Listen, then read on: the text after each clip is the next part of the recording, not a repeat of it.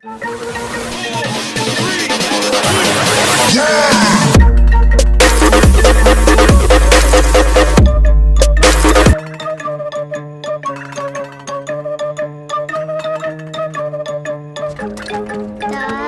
11, 12, 13, 14, 15, 16, 17, 18, 19। अटक गई कनिका, तुम तो 19 पर ही अटक गई। मैंने तो हाफ सेंचुरी पूरी की थी, 51 बार कूदा। पर मैं तो 99 बार कूदी थी। सेंचुरी 100 से बस एक कम। लेकिन नज़मा, तुम तो सबसे ज्यादा बार बिना अटके कूदी होना। 100 के बाद भी 10 बार और कूदी होना। अरे 100 के बाद और 10 बार नहीं, सीधे सीधे 110 कहूँ ना। 110? क्या इसे 110 कहते हैं? मुझे तो 100 के बाद गिनना नहीं आता। अरे गिनना नहीं आता? ये तो बहुत आसान है। 101, 102, 103, 104, 105, 106, 107, 108, 109, 110, 111, 112, 113, 114। शाबाश। 115, 116, 117। देखो आ गई ना 100 के बाद की गिनती। हाँ, समझ गया।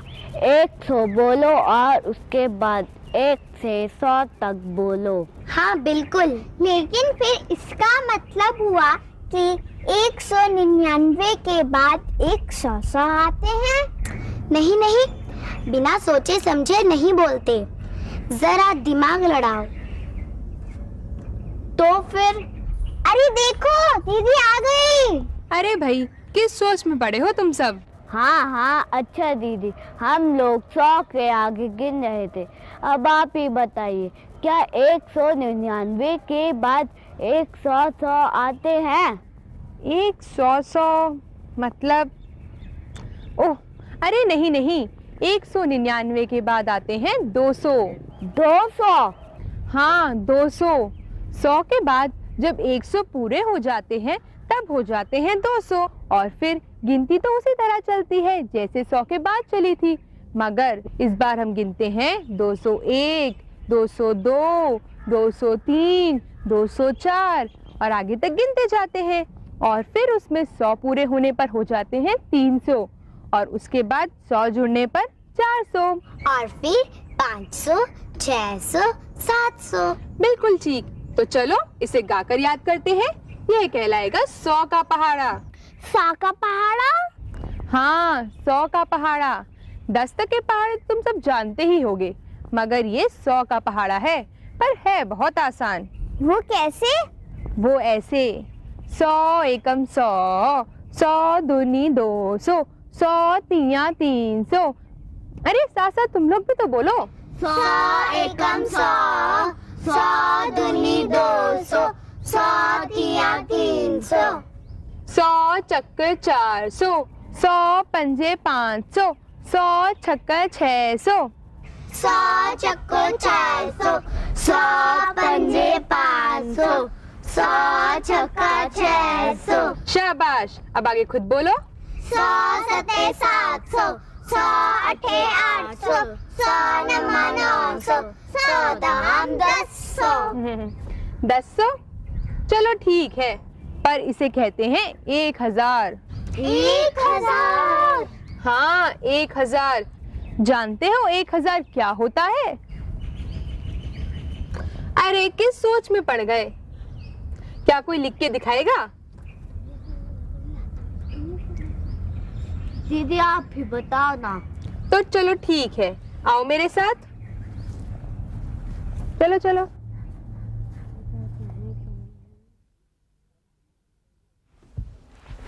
तो अब मैं बताती हूँ 1000 कैसे लिखते हैं। ये देखो, इकाई, दहाई, सैकड़ा और ये 1000, और ये पूरा बन गया 1000। दीदी आपने इकाई दहाई कहते हुए उल्टी ओर से मतलब दाहिनी तरफ से क्यों लिखा? देखो, लिखने का यही तरीका है, इसे ऐसे समझो। तुम चारों जन एक लाइन में खड़े हो जाओ।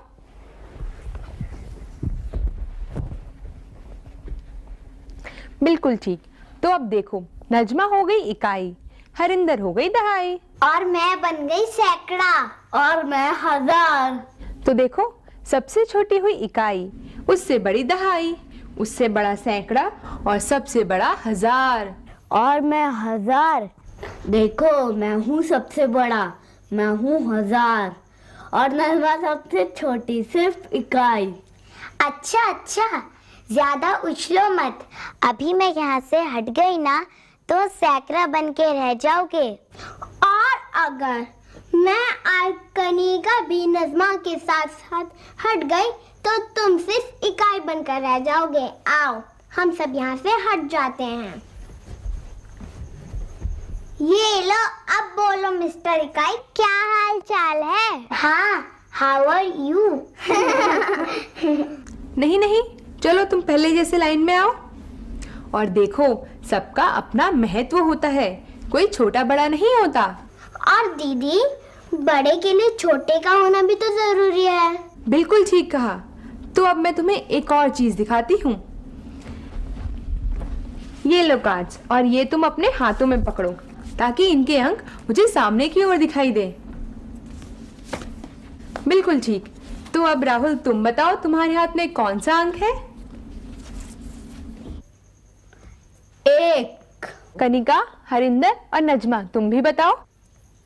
मेरे हाथ में 0 है, मेरे में भी, और मेरे में भी। तो देखो, 1 के बाद 3 शून्य लगाने से बन गई ये 1000 की संख्या। अब बताओ, 1 के बाद 1 शून्य लगाने से क्या बनता है? 10। बहुत अच्छे। 10 से पहले क्या आता है? 9। 9, यानी 1 अंक की सबसे बड़ी संख्या, इसीलिए 10 हुई 2 अंकों की सबसे छोटी संख्या। हाँ, क्योंकि ये इसके ठीक बाद में आती है। 9 + 1 = 10। करेक्ट। तो इसीलिए 99 हुई 2 अंकों की सबसे बड़ी संख्या, और 100 हुई 3 अंकों की सबसे छोटी संख्या, क्योंकि 99 के ठीक बाद में आती है 99 + 1 = 100। बिल्कुल ठीक।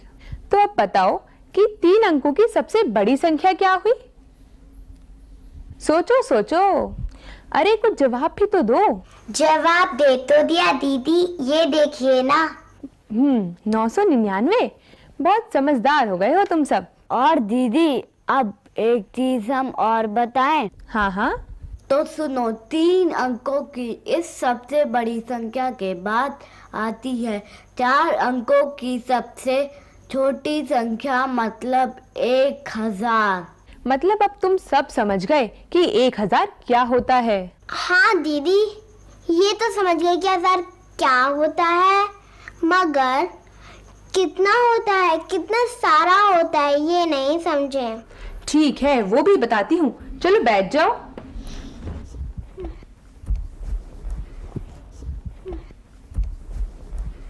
ये देखो, ये क्या है? ये तो आपकी माला है। हाँ, और इसमें 100 दाने हैं। 100? हाँ, 100। और ऐसी 9 मालाएं मैं और ले आऊं तो कितनी मालाएं हो जाएंगी? 9 और 1 ये वाली 10। हाँ, मतलब हर एक माला में 100 दाने, यानी 10 मालाओं में 100 × 10 यानी 100 दहाम, मतलब 1000 दाने। और इन सब मालाओं को मिलाकर जो माला बनेगी उसमें होंगे 1000 दाने। अरे, वो तो बहुत बड़ी माला हो जाएगी, हम सब के गले में एक साथ आ जाएगी। ये 1000 तो बहुत ज्यादा होते हैं दीदी। मगर गिनती तो फिर भी चलती रहेगी 1000 के बाद भी। वैसे दीदी, 1000 के बाद कैसे गिनते हैं? वैसे ही जैसे 100 के बाद गिनते थे। 100 के बाद मतलब 1001, 1002, 1003, और फिर इस तरह गिनते गिनते 1000, 999 पर पहुंच जाएंगे। और हाँ, उसके बाद आएगा 2000।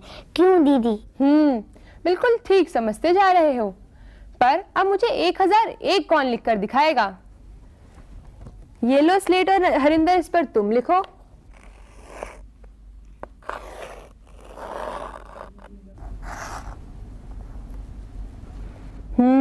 क्या ये ठीक है? क्या कोई और कोशिश करेगा? दीदी मैं लिखूं? हाँ हाँ।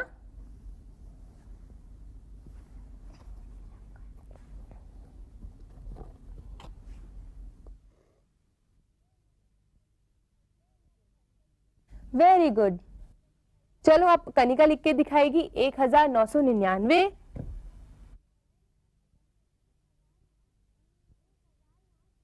1999। वेरी गुड, बहुत बढ़िया। तुम आगे की गिनती भी लिख सकते हो।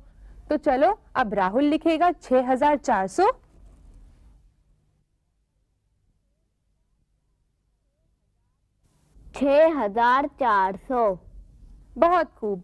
मतलब अब तुम सब समझ गए हो। पर दीदी ये बताइए, 4 अंकों की ये गिनती तो 9999 तक ही चलेगी ना? हाँ, कितने भी अंकों की सबसे बड़ी संख्या लिखने के लिए उतने ही 9 के अंक लिखने पड़ते हैं। जैसे ये देखो, एक अंक की सबसे बड़ी संख्या हुई 9, 2 अंकों की 99, 3 अंकों की हो गई 999 और 4 अंकों की 9999 और इसी तरह आगे तक लिखा जाएगा। तो दीदी 9999 के बाद 5 अंकों की सबसे छोटी संख्या आएगी। हाँ, और वो 1 के आगे 4 शून्य लगाकर बनेगी और इसी तरह कहलाएगी 10,000। 10,000? अच्छा, फिर उसके आगे? बस आज के लिए इतना ही काफी है। आगे की बात करेंगे फिर किसी दिन।